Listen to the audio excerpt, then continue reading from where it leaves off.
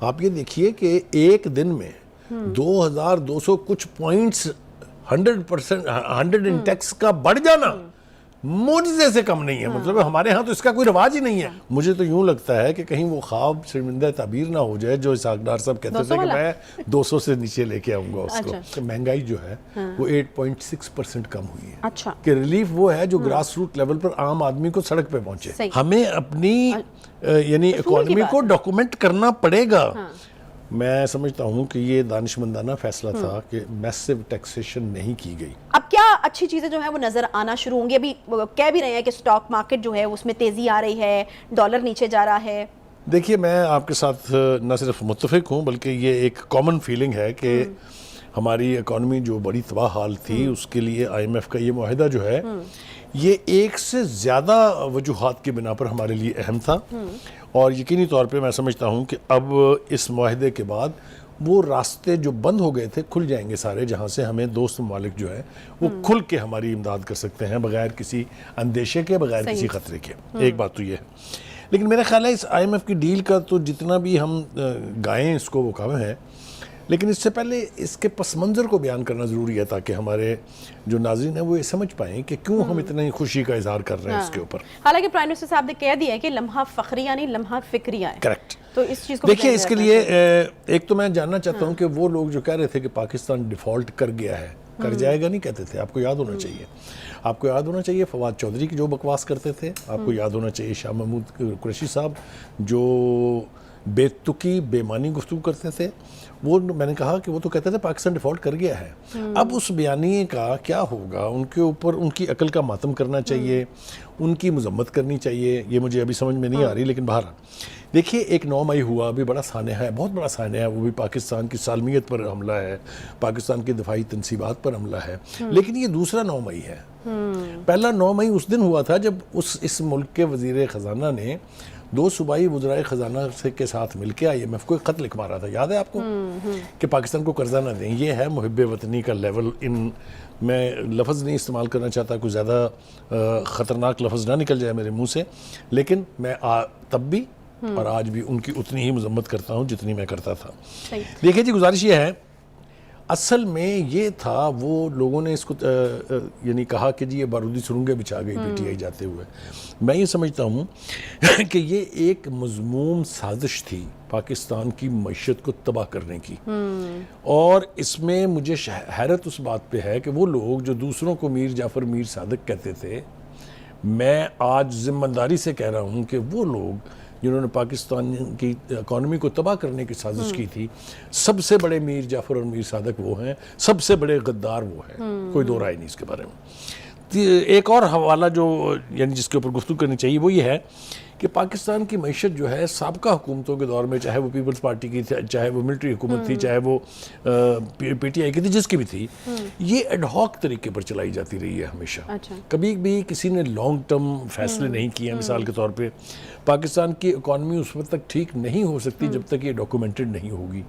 لیکن آپ کو پتا ہے کہ ڈاکومنٹیشن سے ہم بہت دور ہیں.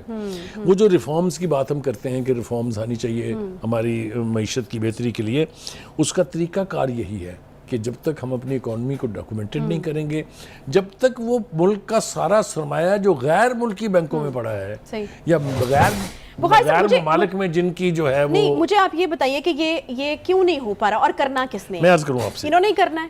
دیکھیے اور اگر یہ خود بینیفیشری ہوں گے تو پھر کس طرح کریں گے؟ بالکل ٹھیک ہے. آئی ایم ایف جو ہمیں کہتی ہے نا کہ آپ اپنی اکانومی کو ڈاکومنٹ کریں, اصولی طور پر یہ بات درست ہے, اصولی طور پر یہ بات غلط نہیں ہے. ہاں صحیح ہے. ہمیں اپنی یعنی اکانومی کو ڈاکومنٹ کرنا پڑے گا.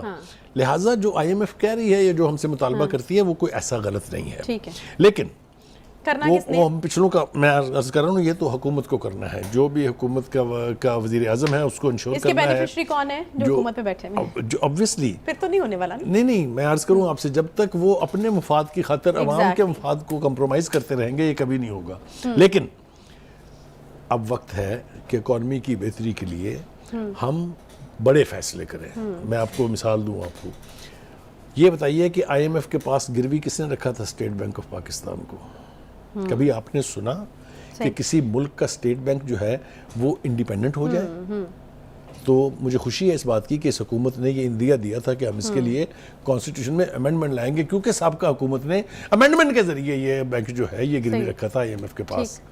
ہمارا اسٹیٹ بینک کا گورنر جو ہے وہ ہمیں جواب دہ ہی نہیں ہے. آپ ذرا تصور کریں، یہ ہیں وہ تباہ کن فیصلے جو ہم نے کیے، جس کی ہم قیمت اب چکا رہے ہیں. بخاری صاحب، یہ تو تمام وہ فیصلے تھے نا جن سے اب ابھرنے کی کوشش کر رہے ہیں. وزیر اعظم یہ کہہ رہے ہیں کہ مسلسل محنت کے نتیجے میں معاشی بحالی کے نمایاں اثار نظر آنا شروع ہو گئے ہیں.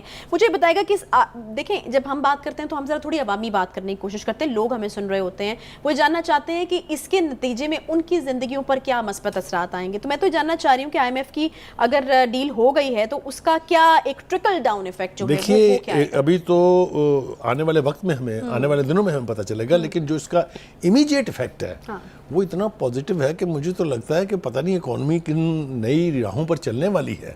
آپ یہ دیکھیے کہ ایک دن میں 2200 کچھ پوائنٹس 100% انڈیکس کا بڑھ جانا معجزے سے کم نہیں ہے. مطلب ہمارے ہاں تو اس کا کوئی رواج ہی نہیں ہے. کہا جا رہا ہے کہ کریش کرنے کے ریکارڈ ہیں ہمارے ہاں، لیکن اکانومی کا اتنا بوسٹ کرنا جو ہے ایک دن میں از انبلیویبل. کہا جا رہا ہے کہ ہسٹوریکل ہے، مطلب تاریخ رقم. دوسری بات یہ ہے کہ بغیر کسی ایکشن کے، ابھی کوئی ایکشن نہیں ہوا ہے، $5 یکدم نیچے گیا ہے، اوپن مارکیٹ میں 285 کا ہو گیا ہے. مجھے تو یوں لگتا ہے کہ کہیں وہ خواب شرمندہ تعبیر نہ ہو جائے جو اسحاق ڈار صاحب کہتے تھے کہ میں 200 سے نیچے لے کے آؤں گا اس کو.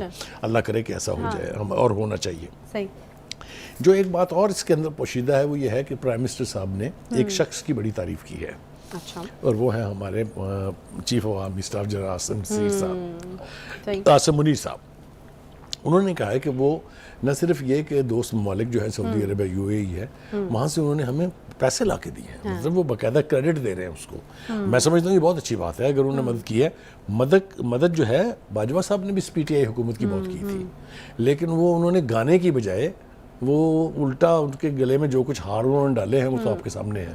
تو میں سمجھتا ہوں کہ پرائم منسٹر نے اگر یہ تعریف کی ہے تو یہ بہت اچھی بات ہے. دوسرا جو ایفیکٹ میں دیکھ رہا ہوں جو اور بالکل میرے خیال میں بخاری صاحب یہ اس وقت کرنے کا کام بھی شاید ان کا تھا، کیونکہ اگر حکومت جانے والی ہوتی ہے اور نئی حکومت کے بھی آنے کا پتہ نہیں ہوتا، الیکشن ہونے والے ہوتے ہیں، تو کوئی بھی دوست ممالک آپ کے اوپر اس طرح سے رلائی نہیں کرتا. اگر اس طرح کا ایک بندہ اس پوزیشن میں جس کا بھی آگے ٹینیور پڑا ہے وہ اگر کوئی گارنٹیز دیتا ہے تو پھر ہی یہ ممکن ہو پاتا ہے. یہ بالکل آپ کی بات ٹھیک ہے. اور ایک اور پازیٹیو امپیکٹ جس کا کریڈٹ اب مجھے نہیں پتا کس کو دینا چاہیے، وہ یہ ہے کہ مہنگائی جو ہے وہ 8.6% کم ہوئی ہے. اچھا. PTI یہ گاتی رہی ہے کہ اکانومی جو ہے یہ مہنگائی جو ہے یہ 45% ہو گئی ہے. در حقیقت وہ 29.6% تھی، اس میں سے بھی 8.6% کم ہوئی ہے. یہ بھی کوئی انڈیکیٹر برا نہیں ہے. اور آپ دیکھیں مارکیٹ کے اندر جو دعویٰ کیا جا رہا ہے اس کا مارکیٹ کے اندر آپ کو افیکٹ مل رہا ہے. تو جس طریقے سے پرائم منسٹر نے خواہش کا اظہار کیا ہے، جس طریقے سے IMF کا جو راستے میں رکاوٹ تھی وہ ختم ہو گئی ہے، میں یہ توقع کروں گا اور مجھے امید ہے کہ ایسا ہوگا کہ جو ہم کہتے تھے نا ہمیشہ کہ ریلیف وہ ہے جو گراس روٹ لیول پر عام آدمی کو سڑک پہ پہنچے. صحیح. تو اچھا، جی ایک اور مت جو ہے وہ اس چیز کے ساتھ جڑی ہوئی ہے. بہت سارے لوگ یہ سمجھتے ہیں کہ IMF کے ساتھ اگر آپ کا معاہدہ ہو گیا تو پھر IMF ہمیشہ ہی اگر آپ اپنے لوگوں کو ریلیف دیتے ہیں، اور پچھلے دنوں بھی حکومت اور IMF کے درمیان ایک مسئلہ بنا ہوا تھا کہ اب IMF کہہ رہا تھا کہ آپ نے ریلیف نہیں دینا، آپ نے ٹیکسز لگانے ہیں. تو لوگوں کو یہ لگتا ہے کہ IMF کے ساتھ اگر معاہدہ ہو جاتا ہے تو ہمیں ریلیف اب نہیں ملنا، اب اور ٹیکسز جو ہے وہ لگیں گے. تو یہ کس حد تک درست بات ہے، یا پھر یہ مت جو ہے؟ دیکھیے جو ہمارا بجٹ آیا ہے نا، خیال لوگوں کا یہ تھا اور لوگ یہ توقع کر رہے تھے، خاص طور سے اینٹی گورنمنٹ ایلیمنٹس جو ہیں، کہ اتنی ٹیکسیشن ہوگی کہ لوگ چیخے مار اٹھیں گے اور چڑھ دوڑیں گے. میں سمجھتا ہوں کہ یہ دانشمندانہ فیصلہ تھا کہ میسو ٹیکسیشن نہیں کی گئی، اور دو کیٹیگریز بنا کے ایک لو انکم گروپ ہے، ایک رچ کلاس ہے. رچ کلاس کے ٹیکسز بڑے ہیں اور یقینی طور پہ بڑے ہیں، اور وہ اس لیے گرج نہیں کیا جا سکتا کہ وہ افورڈ کر سکتے ہیں وہ دینا. اصل بات ہے کہ ہمارا ٹیکس نیٹ جو ہے وہ جب تک ایکسپینڈ نہیں ہوگا، جب تک ایز اے نیشن ہم فیصلہ نہیں کریں گے کہ ہم نے ٹیکس دینا ہے، پھر ہم نے اپنا حق جو ہے وہ مانگنا ہے. تو میرے خیال سے اس کی ہمارے ہاں چونکہ کمی ہے، اس لیے ہم توقع رکھتے ہیں کہ لوگ ٹیکس بھی دیں گے، خوشی سے دیں گے، خواہش سے دیں گے، مرضی سے دیں گے، اور حکومت ایسی پالیسی سازی کرے گی جس سے اس پسی ہوئی عوام کو کچھ ریلیف مل سکے.